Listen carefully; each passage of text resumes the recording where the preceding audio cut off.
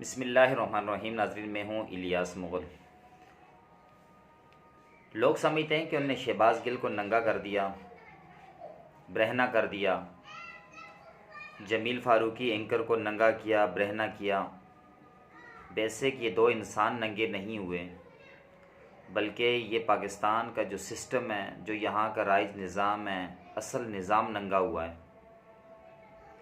ये वो नंगा निज़ाम है जहाँ पर शहबाज गिल और जमील फ़ारूकी को तो ब्रहना किया जाता है, मगर एक मुजरिम को दवाई के बहाने लंदन भेज दिया जाता है।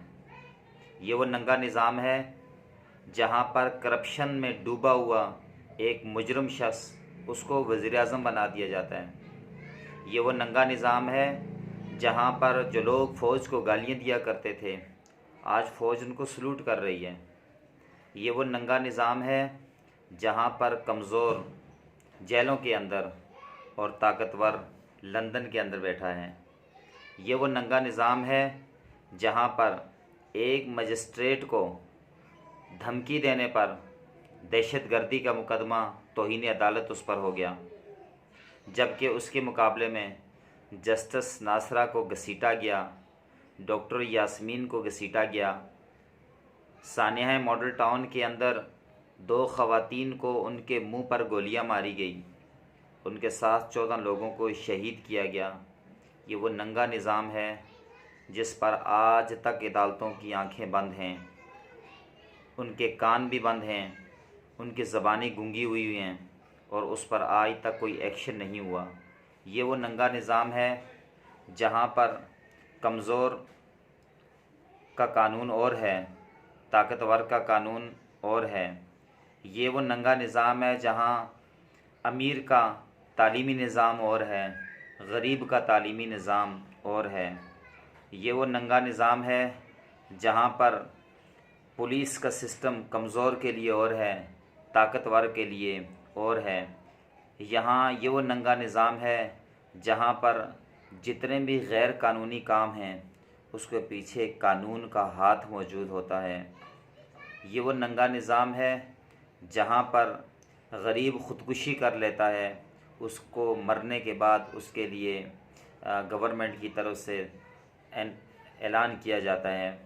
ये वो नंगा निज़ाम है जहाँ पर असल मुजरिम को छुपा लिया जाता है और एक फ़र्ज़ी किरदार को सामने लाया जाता है। ये वो नंगा निज़ाम है जब तक कौम इसके ख़िलाफ़ नहीं उठेगी, कौम इसके ख़िलाफ़ बगावत नहीं करेगी, कौम इनकलाब के लिए नहीं बढ़ेगी, कौम अपना हक हासिल नहीं करेगी, तब तक ये निज़ाम ऐसे ही सबको मसलता रहेगा, तह व बाला करता रहेगा। यहाँ कई शहबाज गिल और कई जमील फ़ारूकी नंगे होते रहेंगे। खुदा ने आज तक उस कौम की हालत नहीं बदली। न हो ख़याल जिसे आप अपनी हालत के बदलने का, तो अपनी हालत के बदलने के लिए कौम को ख़ुद उठना होगा।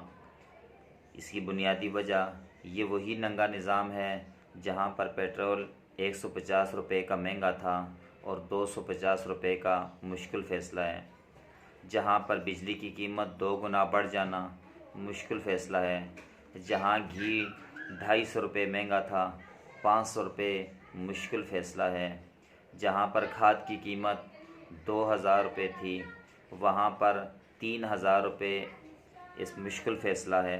ये वो नंगा निज़ाम है जहाँ DAP खाद गवर्नमेंट रेट के मुताबिक 4000 रुपये थी और अब वो 14000 रुपये की मिल रही है।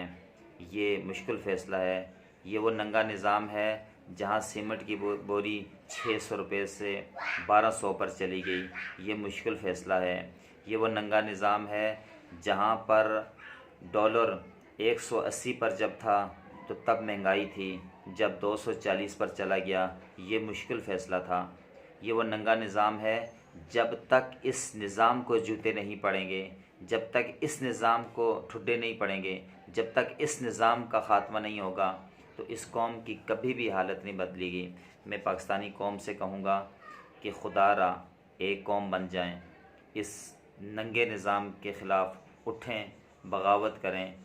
मैं ये नहीं कह रहा कि आप किसी सियासतदान का साथ दें, कौम अपने हुकूक़ के लिए उठे, और अब इस जगह देखें कि अद्वियात की कीमतें कहाँ पर पहुँची हैं, सब्ज़ी की कीमतें कहाँ पर हैं, एजुकेशन की फ़ीसें कहाँ पर पहुँची हुई हैं, इलाज कहाँ पर हुए हैं, डॉक्टर्स की फ़ीसें कहाँ पर पहुँची हुई हैं, ट्रांसपोर्ट के किराए कहाँ पर पहुँचे हुए हैं, पेट्रोल की कीमत कहाँ पर पहुँची हुई है।